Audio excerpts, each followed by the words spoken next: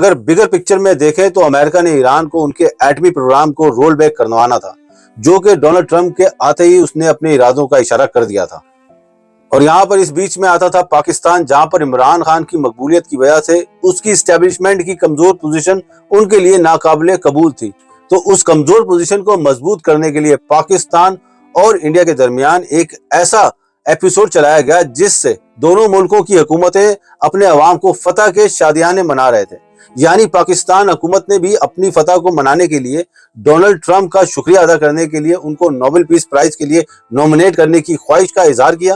اور دوسری طرف ترکی نے بھی پاکستان کے ساتھ مل کر اس گریٹر گیم میں ہاتھ ملا کر چلنے کا اشارہ دے دیا۔ یعنی اسرائیل کے مقابلے میں اگر کوئی بھی مسلمان یا غیر مسلم ملک کھڑا ہوتا تو مجھے یہ لگتا تھا کہ پوری دنیا کے مسلمانوں کو فلسطینیوں کے بچوں، بوڑھوں اور خواتین کی شہادتوں کے 75 سال کی ریکارڈ کے بعد نہ چاہتے ہوئے بھی ان کا ساتھ دینا چاہیے تھا۔ مگر یہاں ایران جیسا ایک ملک جو کہ یقینی طور پر اسلامی بھی ہے، اس کو پوری امت نے فلسطین کی جگہ اسرائیل کا ساتھ دیتے ہوئے امریکہ کی ہاں میں ہاں ملا دی۔